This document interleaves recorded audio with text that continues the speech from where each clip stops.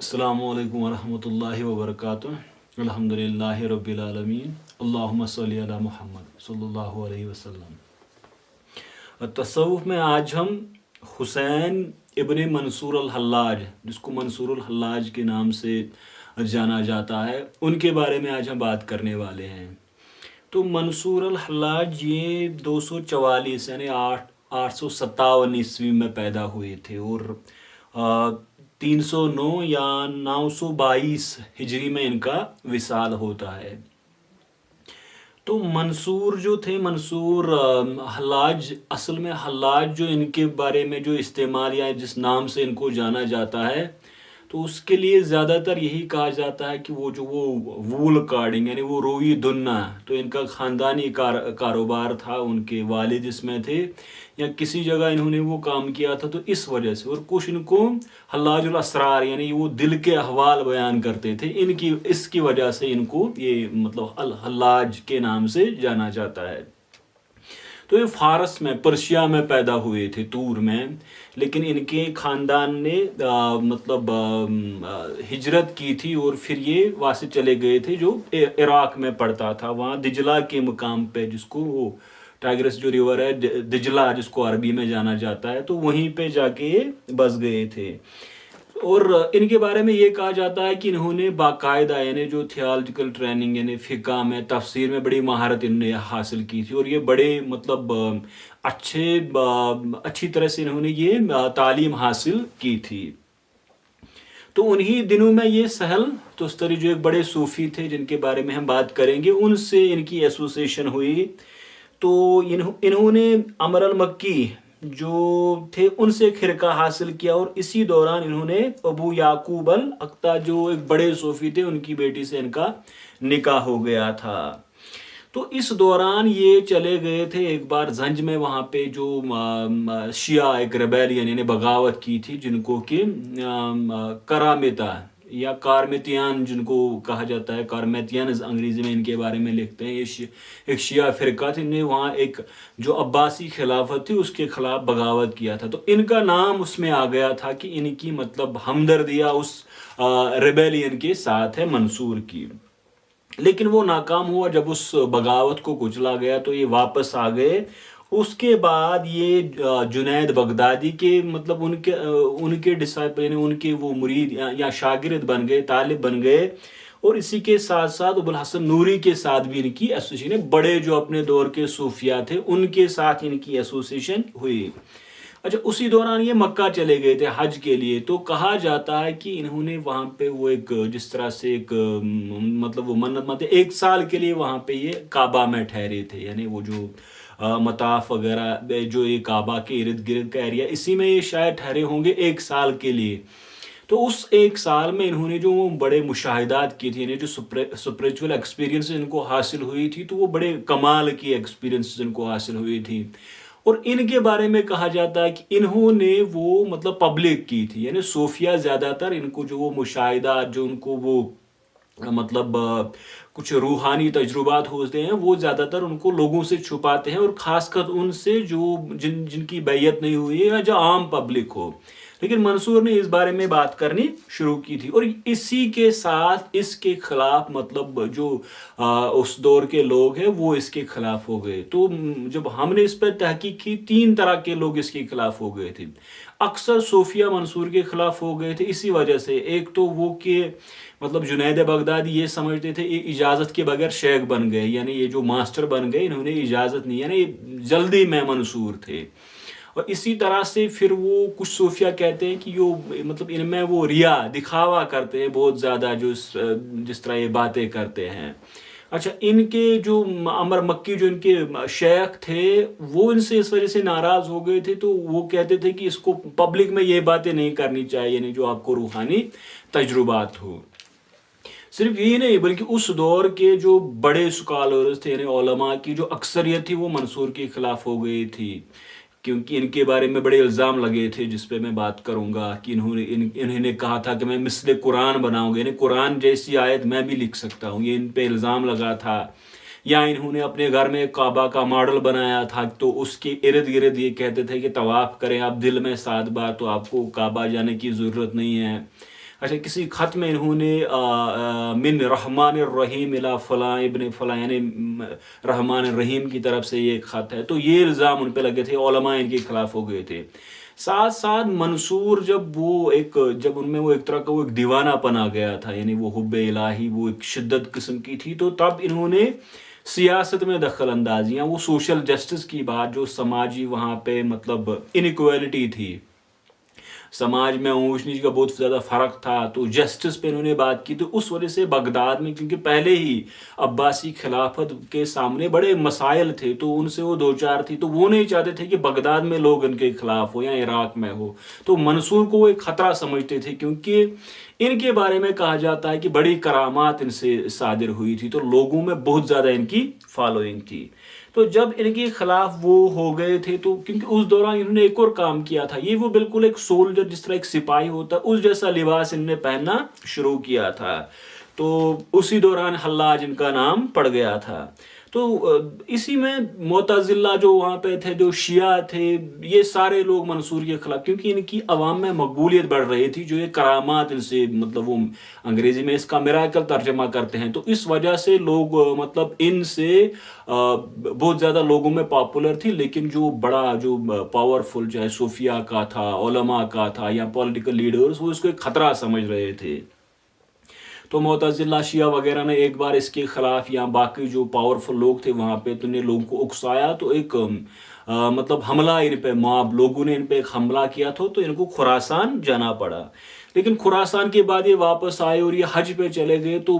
بالکل مکہ مدینہ میں ان کا بہت چرچا تھا، تو کہا جاتا ہے کہ کوئی 400 لوگ ان سے وہاں پہ بیعت ہوئے تھے، یعنی جو ڈسائپل جو شاگرد ان کے بنے، تو ایک فوج لے کے یہ چل رہے تھے، 400 لوگ اس میں ان کے ساتھ تھے، جو ان کی بہت زیادہ مقبولیت ہو رہی تھی۔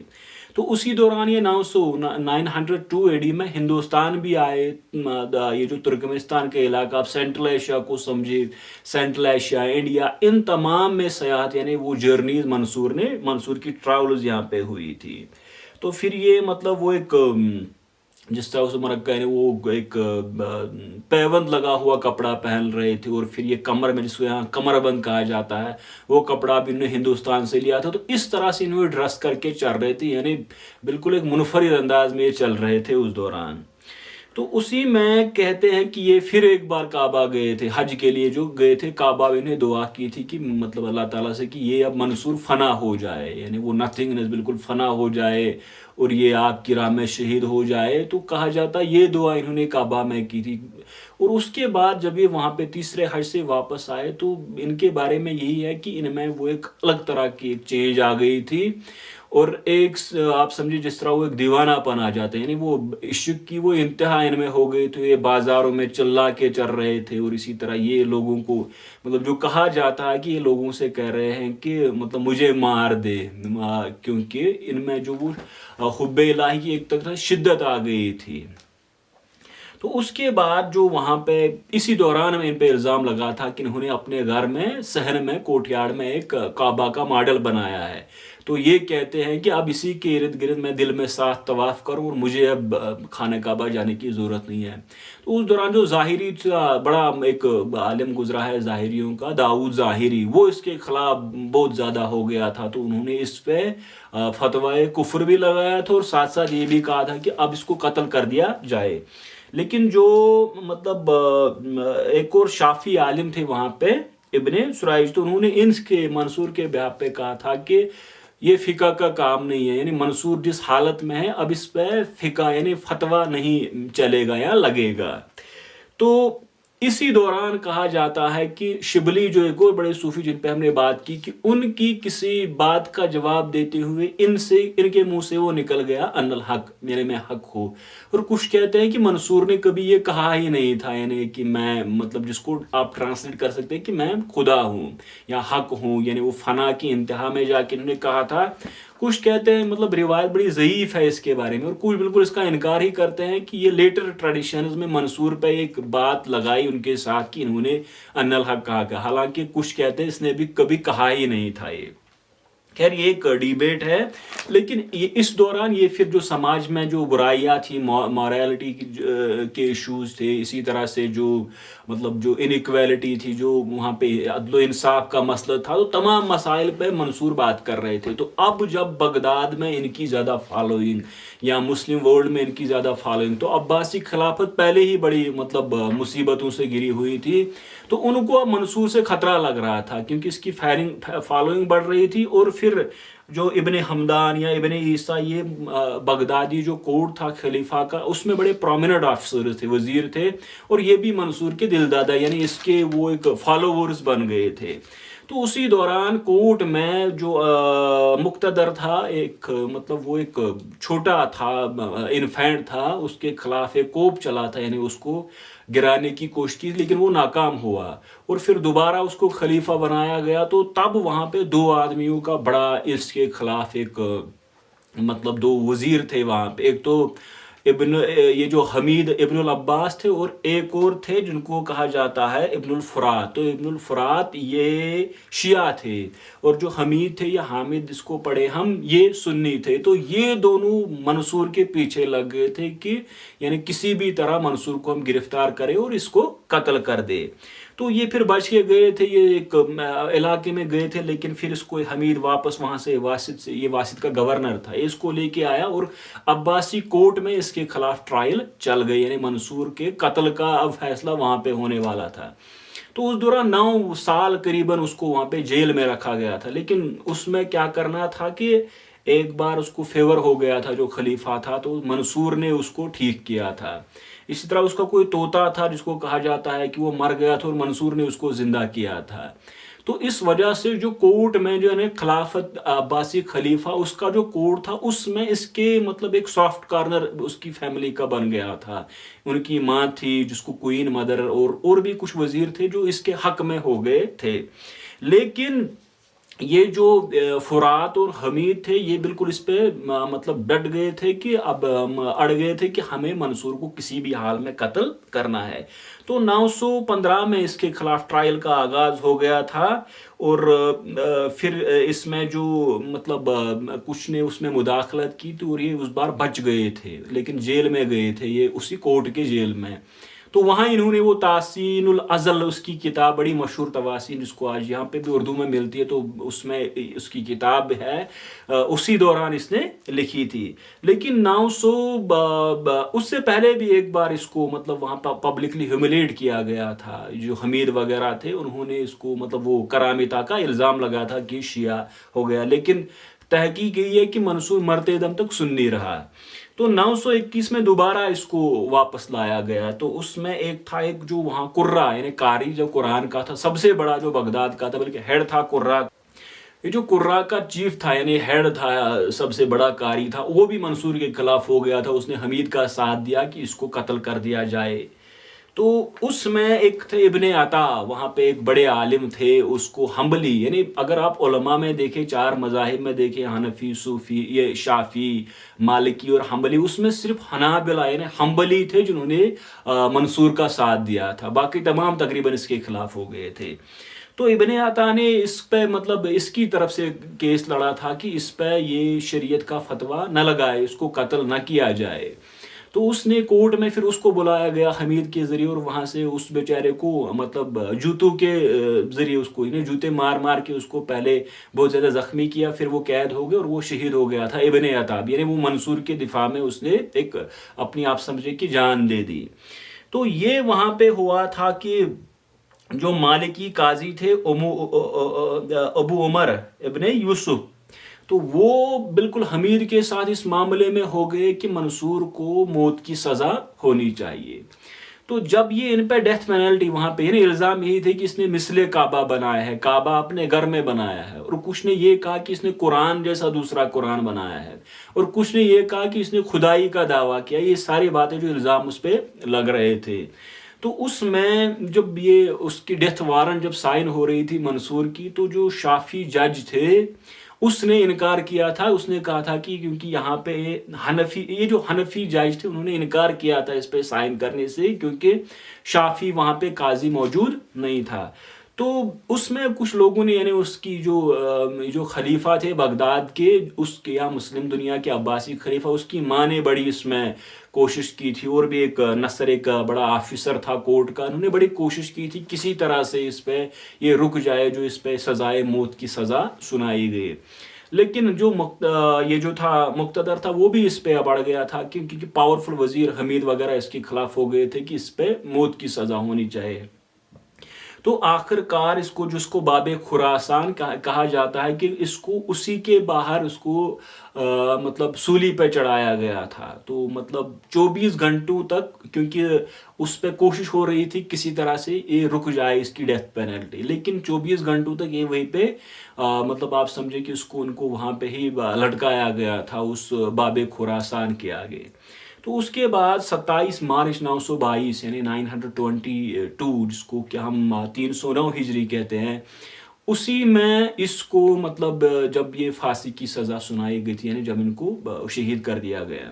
تو پھر پہلے جب مطلب وہ لوگوں کو پتہ چلا کہ کیونکہ بہت زیادہ وہاں پہ ہجوم تھا لوگوں کا، تو اس میں جب ان کو پتہ چلا گیا، کیونکہ جب اس کا سر گر گیا تو پھر اس پہ انہوں نے تیل چھڑک دی تھی منصور پہ، اور اس کے پورے جسم کو آگ لگا دی تھی. اور پھر وہ وہاں پہ چڑھ گئے تھے قلعے پہ، اور جو دریائے دجلہ تھا اس میں وہ جو آخری مطلب جو بچ گیا تھا وہاں پہ ان کا ایشز وغیرہ، اس کو وہاں پہ اس کو پھینک دیا گیا منصور کے مطلب جسم میں سے جو کچھ آگ لگا کے بچ گیا تھا. تو یہ مطلب آپ سمجھے کہ جو وہاں پہ جو پولیٹیکل کلاس تھا وہ اس کے خلاف ہو گیا تھا، اس کو خطرہ سمجھتے تھے، کیونکہ یہ سوشل جسٹس، سوشل انیکویلٹی کی بات کر رہا تھا. پھر بہت سارے یہ جو خلیفہ کا کوڈ تھا اس میں اس کے حامی ہو گئے تھے. لیکن اوورآل اس میں آپ سمجھے کہ پورا جو منصور کے خلاف پورا اس سمے کا جو پاورفل ایلیٹ تھا، چاہے وہ صوفیہ تھے، اس کے مخالف، اگرچہ وہ اس کے جان لینے کے حق میں نہیں تھے لیکن مخالف ہو گئے تھے.